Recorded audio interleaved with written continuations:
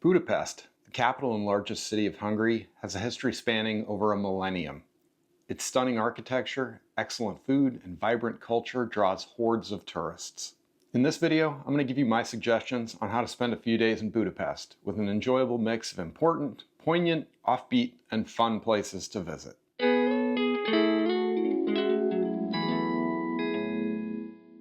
The place to start your visit to this city is on the lovely Danube River, which divides the two sides of Buda and Pest. Taking one of the dozens of river cruises is a lovely way to see the city and super affordable as well. I did the Purple Liner 1-hour evening cruise and it was only €12. It departed from the Buda side and first sailed upstream past the Parliament before turning around and heading downstream under the Chain Bridge, past the Castle Hill and Gellert Hill before turning around and heading back to its pier. While you're alongside the river, be sure to go to the Pest side, close to the Parliament building, to see the Shoes on the Danube Bank Memorial. It commemorates the victims of the Arrow Cross Party, a fascist militia that executed thousands of Jews along the river during World War II. Victims were forced to remove their shoes before being shot, with their bodies then falling into the river. The memorial consists of 60 metal shoe sculptures on the riverbank, symbolizing those left behind by the victims. The memorial is especially striking at sunset and in the evening when the city lights shimmer on the water. Since Budapest is in an active geothermal zone, the city has a large number of historic bath complexes which have been developed over the last century. The Széchenyi Baths in Budapest's city park are among Europe's largest and most iconic thermal bath complexes. Opened in 1913 in a stunning neo-Baroque style, they're fed by mineral-rich hot springs, supposedly with healing properties. Originally designed as a therapeutic facility, the baths have grown into a vibrant hub of relaxation and culture. With 21 indoor and outdoor pools of various temperatures and mineral contents, saunas, steam rooms, and spa services, they cater to hardcore wellness enthusiasts and plenty of curious casual visitors as well. I particularly love going into the saunas and steam rooms, then plunging into the nearby cold water pools. But my favorite memory from the baths is going into the large outdoor pools, especially the one with the circular pool in the center. The strong jets pushed the joyful bathers around the circle.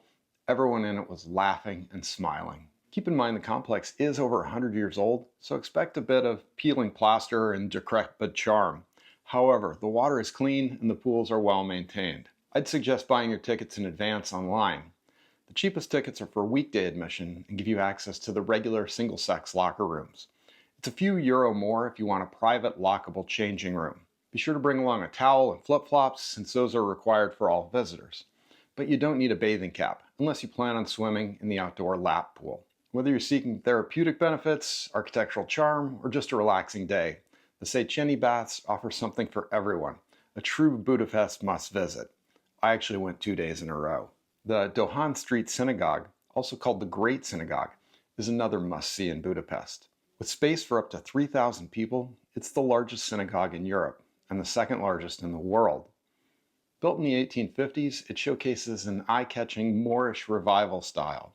In fact, if it wasn't for the Stars of David decorating the exterior, I probably would have mistaken it for a mosque. The synagogue's stunning design is a visual extravaganza. Moorish-inspired patterns, colorful facades, and a beautifully decorated interior with intricate chandeliers, a breathtaking arc, and vivid stained glass windows. During World War II, the synagogue was at the center of the Budapest ghetto, where thousands of Jews faced unimaginable conditions. Even though you'll typically not see a cemetery next to a synagogue, because of the repressive conditions confining those to the ghetto during the war, over 2,000 people who died in the winter of 1944 to 45 are buried in the synagogue's courtyard.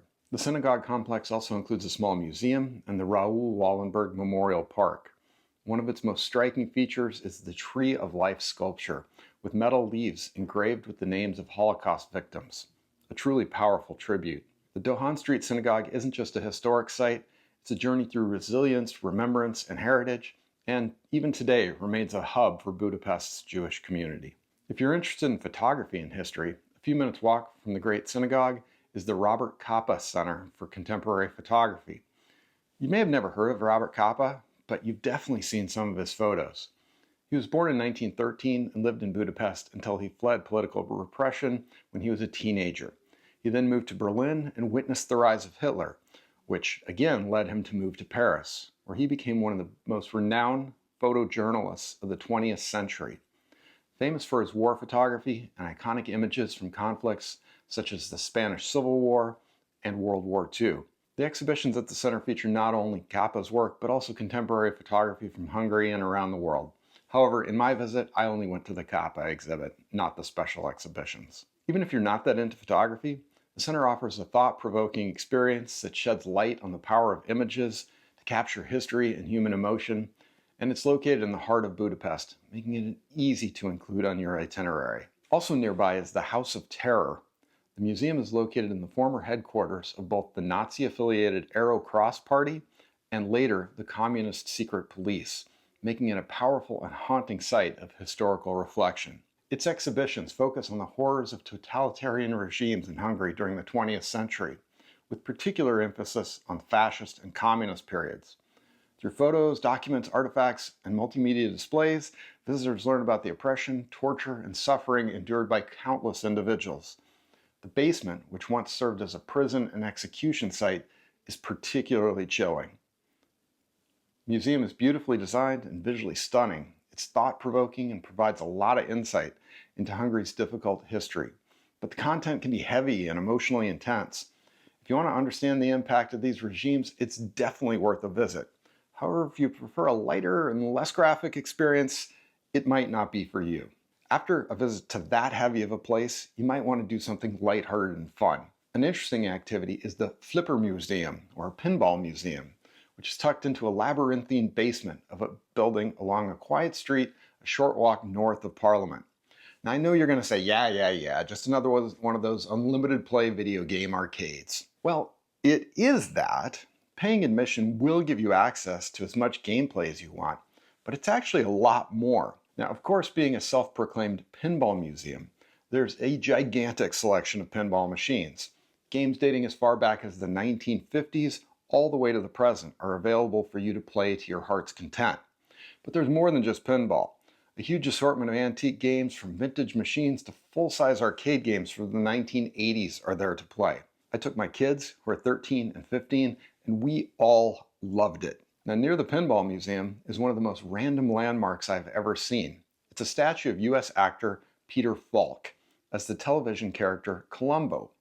Now, growing up in the United States in the 1970s and 80s, I remember watching Falk playing the shabbily dressed, unassuming detective. However, why exactly he merited a statue in Budapest is kind of up for debate. Now, I did a little research, and Falk did have distant Hungarian ancestry, but his show wasn't a hit in Hungary, so anyway, the statue grouping also includes Columbo's basset hound, and bizarrely, a few meters behind the detective and his dog, there's a much smaller statue of a dead squirrel holding a gun that's pointed at them. Perhaps this is the final mystery for the detective to solve. In the same neighborhood as the Pinball Museum and Columbo statues is a gimmicky but very entertaining medieval-themed restaurant called Sir Lancelot. Now, if you've been to medieval times in the United States, Sir Lancelot is kind of the same ilk, just much smaller.